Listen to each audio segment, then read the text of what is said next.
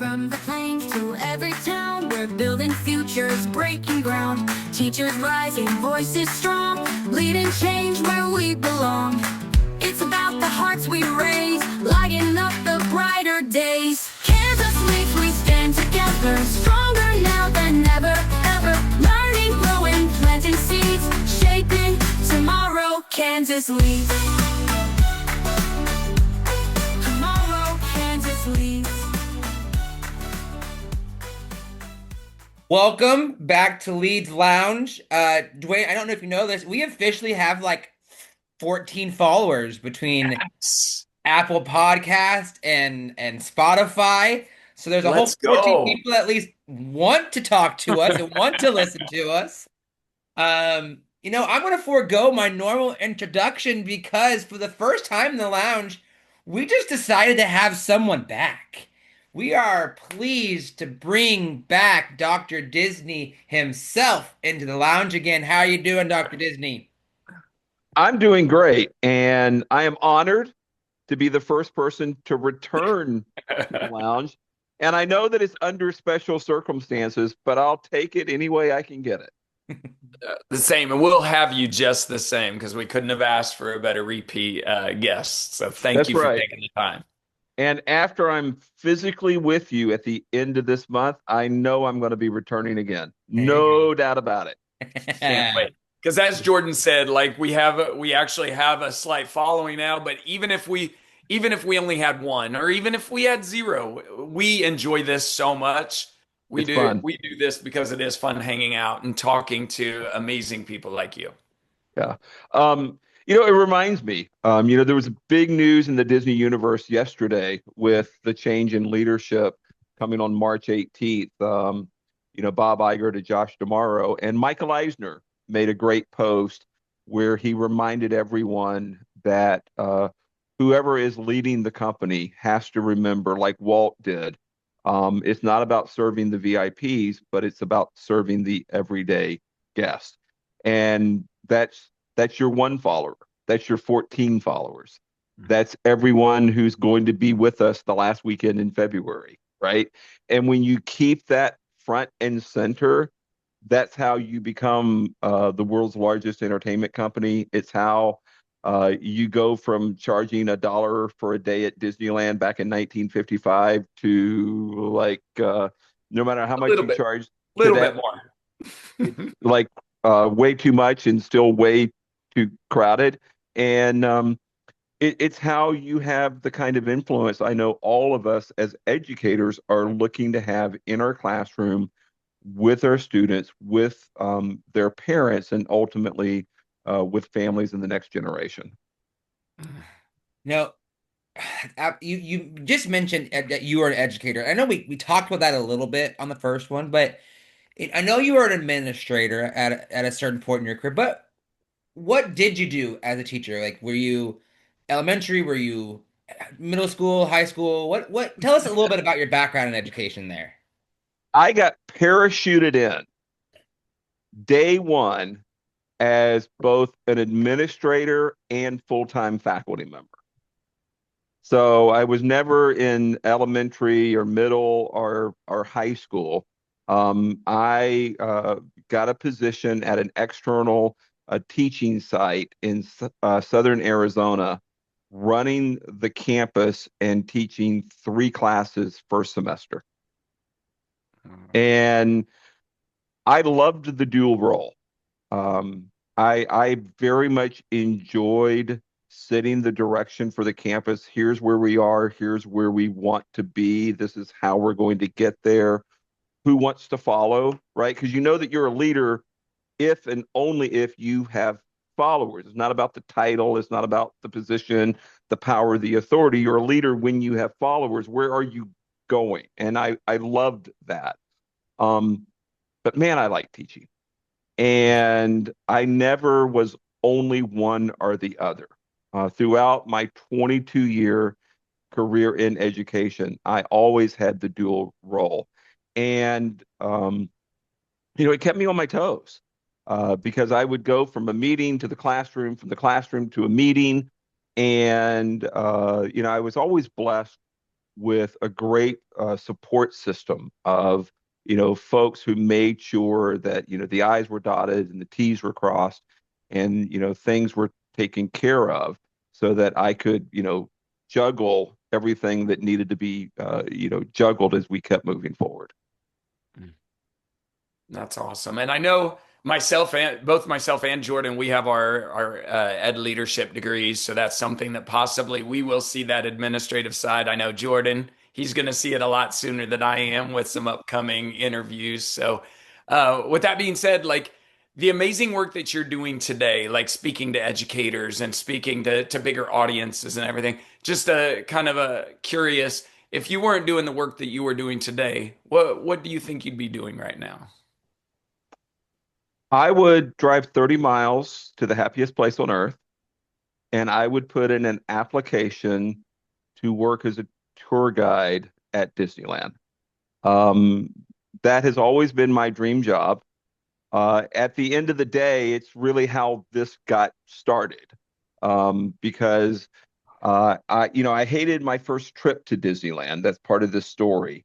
On the second trip, I fell in love, and it became a passion project of mine, constantly reading, constantly curious, constantly researching. And I would end up here in Southern California in a variety of meetings with folks who were insiders, if you will. And anything they said, I already knew. And I would ask questions that weren't devised to trip them up, but I was just sort of like, I was testing the waters, like, do I know my stuff, right? And I did, and and it was always, in the guise of, could I be applied? Could I do that job on, Main Street and take people around the park? And that's what I do when I'm on stage. I am your Disneyland tour guide, not taking you around Disneyland, but taking you through the life and the leadership and the educational lessons that are the souvenirs you take home with you and you can bring into your classroom that apply every other day when you're not at the happiest place on earth. Love it. Love it. It's funny, you're that's kind of your plan. My mom retirement plan is she wants my dad to drive the monorail, and she wants to work the Peter Pan ride. That's my mom retirement plan. So, Now, is this at Walt Disney World in Florida or here in that, Anaheim? that Florida tends to be where they go more often. Their Disney Vacation Club and the Polynesian is their home resort. So Okay. that tends to be where they go. But we venture into both of them. So Okay. Um, Running an attraction, being a ride operator would be my second choice. And I would love Space Mountain's my favorite attraction.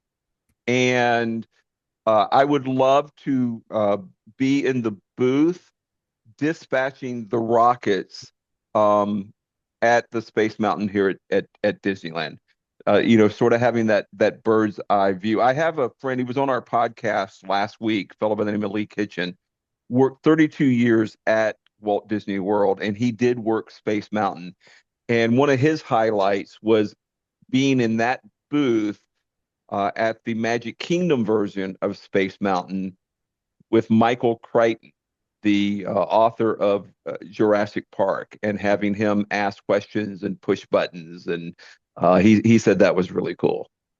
That would be an incredible job because, like, from the experience, like you said, the vantage point of seeing the magic in the eyes of the, I want to say the kids, but like adults, everybody, like the look on their face, Yeah. and like that's as a teacher, that's what we want to see every day in our classroom as well. We strive for those moments where we see that magic in their eyes and the learning something new or accomplishing something that they had never done before. Yeah.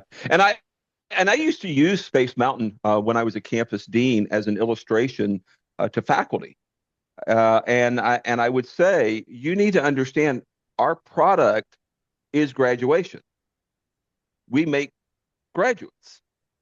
When a student goes through commencement, they're rolling off the assembly line. And I need you to be so invested and so passionate about what you do that you would not want to miss that celebration, right? You want to be there when the finished product rolls off the line. Now, you might not see it now. And I certainly understand if you're a kindergarten teacher, or if you're a middle school teacher, or high school teacher, it's far off in the distance.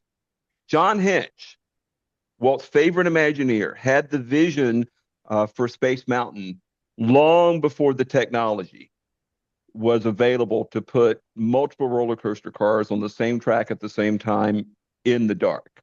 And so he took the model that he had devised for what he thought the building would be and kept it on his desk for years before it finally opened at Magic Kingdom in January of 1975.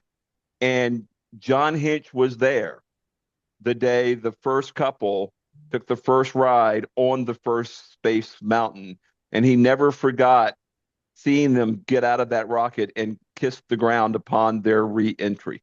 That was, that was his dream and his vision graduating. That was the commencement of that model sitting on his desk for all of those years. You said graduate, so that made me think this. Shout out to Kansas Education, highest ever graduation rate in Kansas history, 90.5% last year. Ooh, So that's that was amazing. Amazing leadership at the top in the state of Kansas. We are extremely proud of what we have. That's great. And I think sometimes in the education business, and I know that's not a word that we like to use, but certainly in higher ed, that's what it is. We forget that we're in the business of making what? Graduates. Yep. And I'll never forget, I tell the story a lot. The very first day I was in education, very first student I ever met, I was in an office at the Army Education Center, Fort Huachuca in southeastern Arizona. And this soldier comes up to me, and this individual had 8 transcripts, 200 credit hours, no degrees. Now, I had only 2 transcripts and 3 degrees. I'm like, what the heck? And what had happened is everywhere he went, he signed up for classes. Every place that he was assigned, he went to a different school and they transferred him here and they signed him up for this, but nothing ever like compiled into an actual degree. And, the goal isn't to sign up for a class. The goal isn't to have credits on a transcript. Yeah, you need that, but the goal is to graduate. So congratulations for hitting the high mark on what is the goal, and that is to what?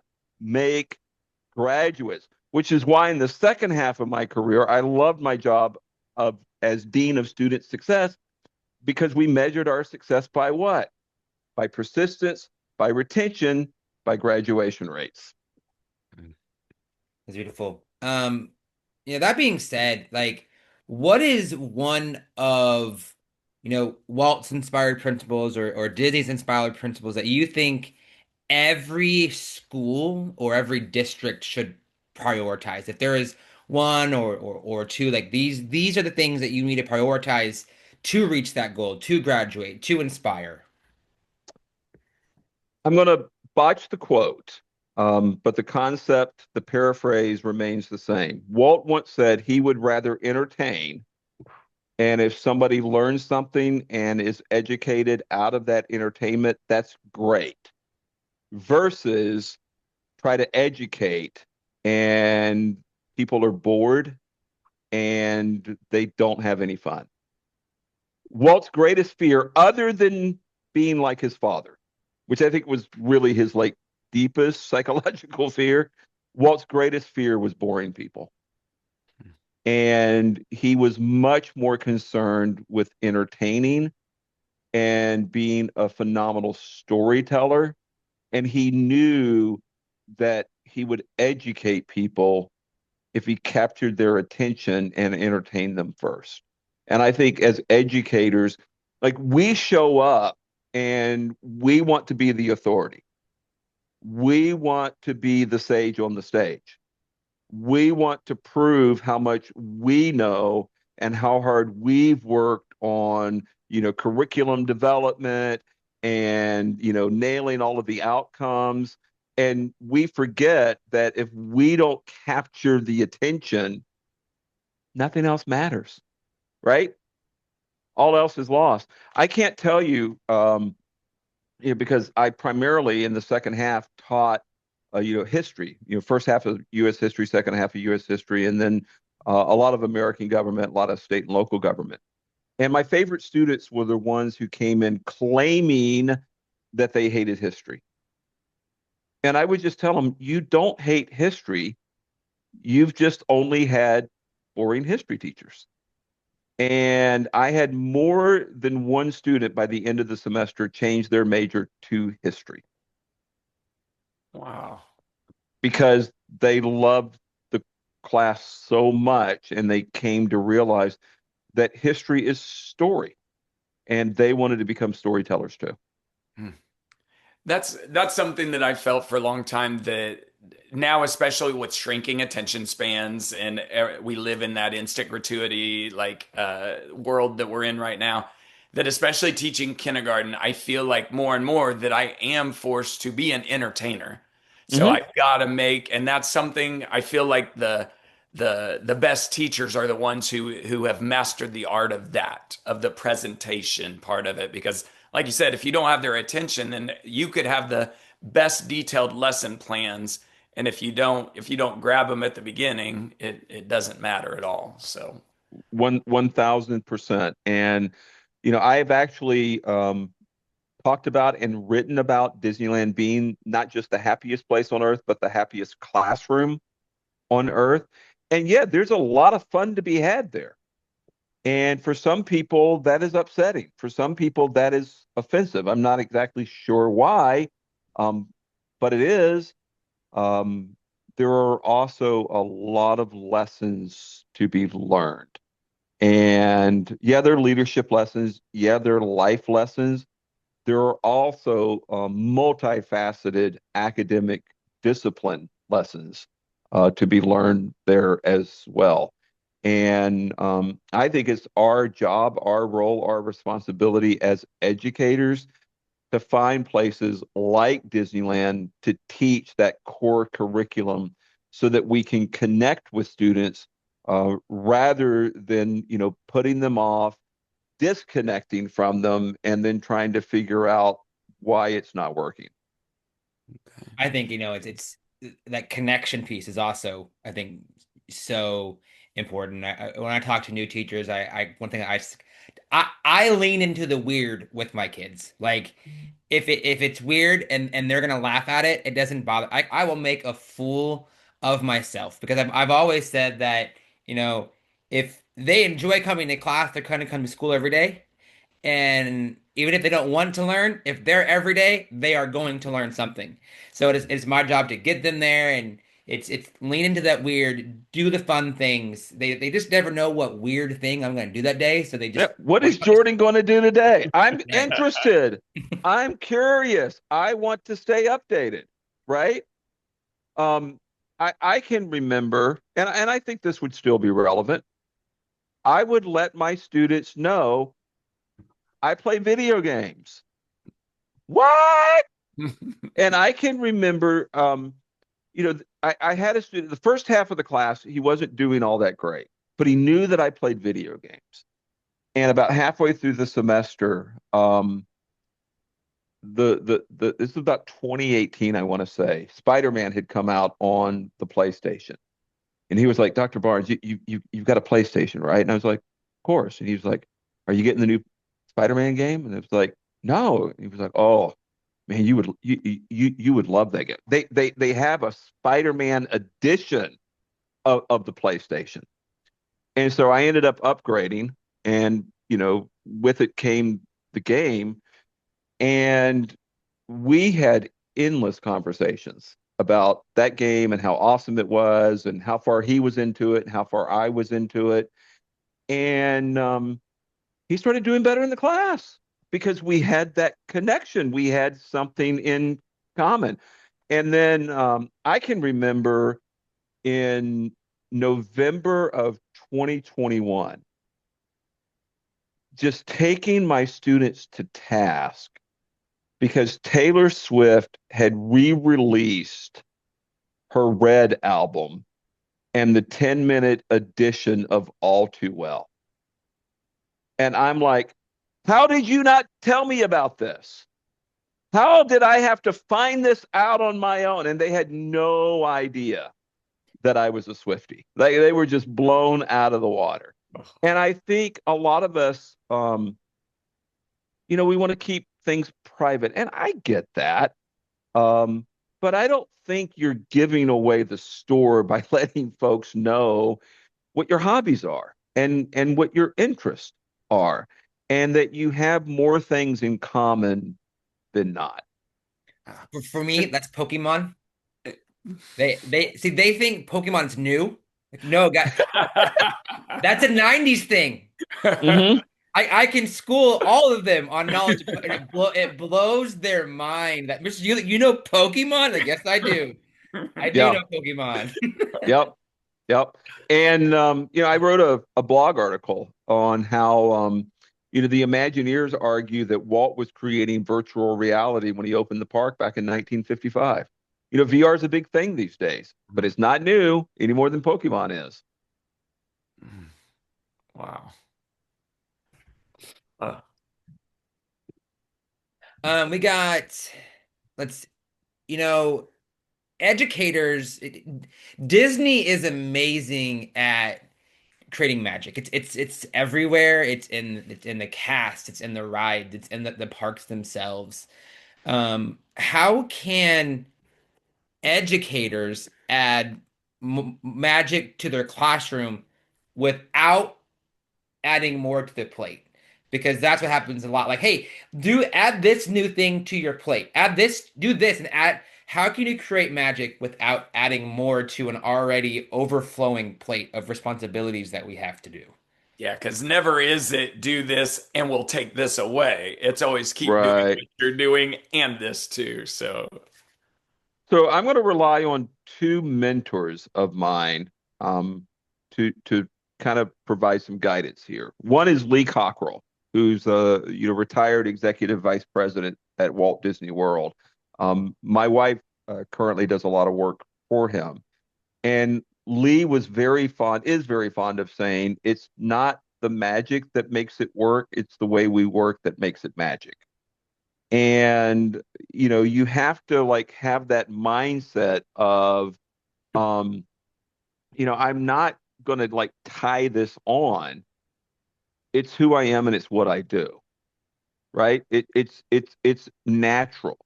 It's an integration as opposed to an afterthought. And oh, by the way, don't forget about Disney. How can we make this fun? How can we make this magical? No, it is fun. It is magical. And it's from the ground up as opposed to, from the top down. And I go back to the storytelling piece. And I had a professor in grad school who talked a lot about stories when you are teaching. And he said, your stories need to be organic and they need to grow naturally out of your life and naturally out of your lessons and naturally out of your teaching. They can't be something that get tied to the tree after the fact, right? I mean, I've got the best tasting oranges you've ever had in your life on this tree in our backyard, and they're ripe in January like clockwork every single winter.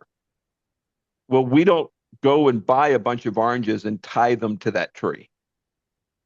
They grow naturally from the produce of that tree. And again, if it's not who you are, if it's not what you're thinking about Um, you know, I don't want to say 24/7. It has to become like a passion.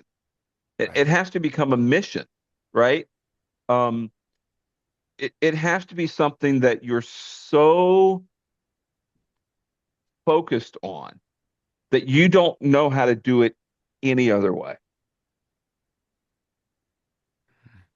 And the passion for us, obviously, it's woven into everything we do. It's why we do it. I've yet to meet a teacher that said they got into this profession for the money.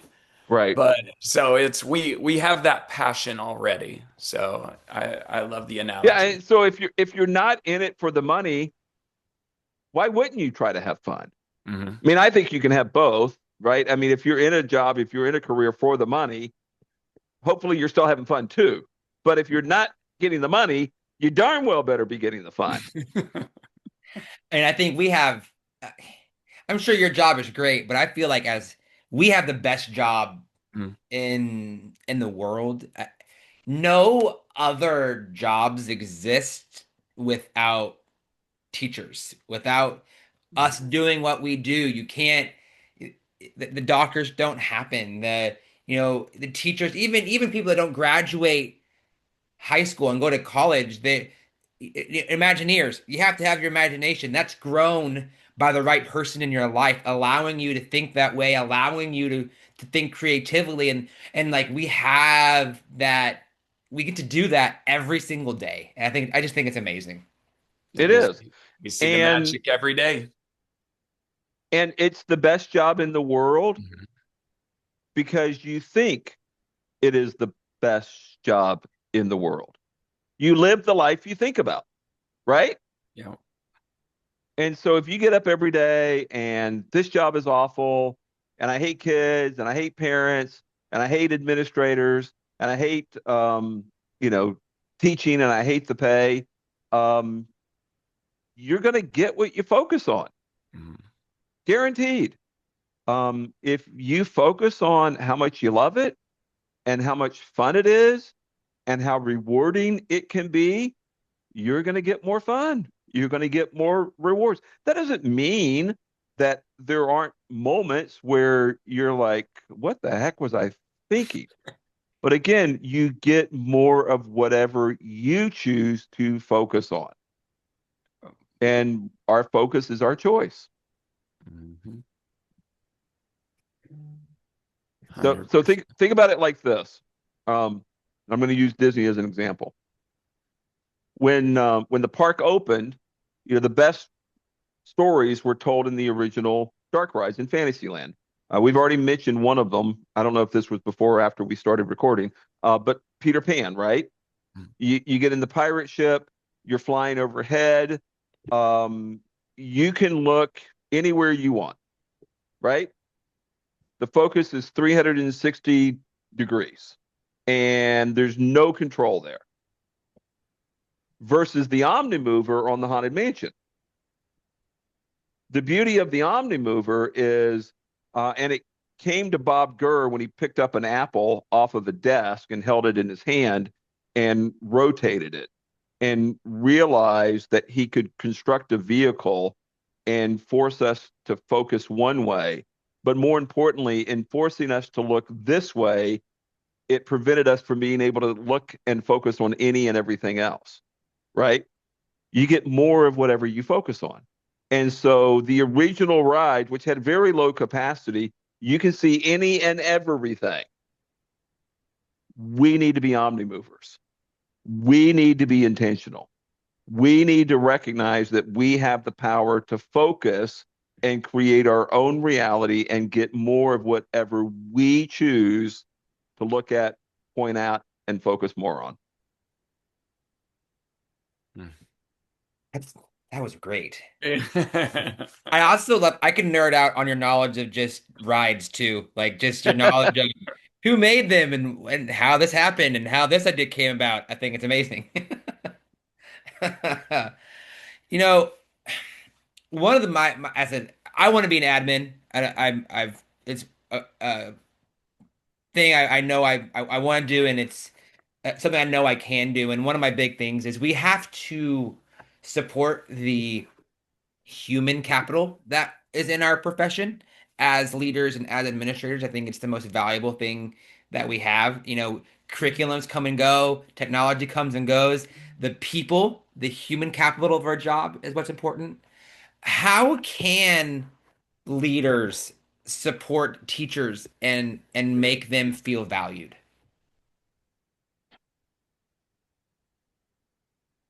I think you start by asking yourself what makes you feel valued, right?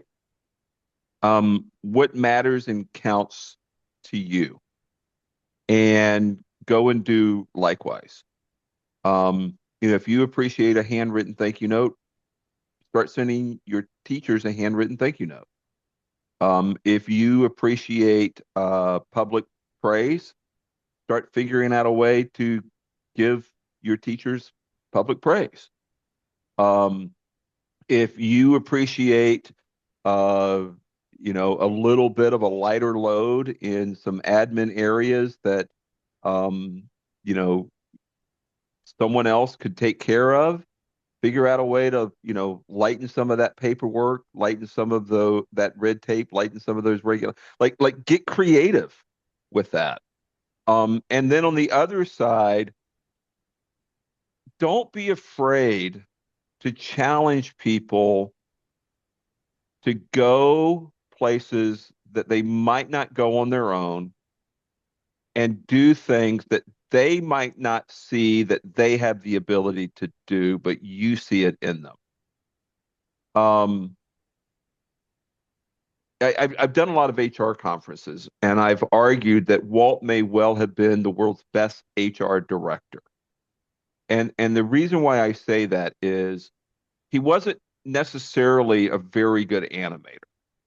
The success of Mickey Mouse and all of the characters that followed started with Iwerks. What really wasn't Walt. The only park attraction that was single-handedly designed by Walt himself is Tom Sawyer Island. Everything else came from WED and the Imagineers hired by Walt.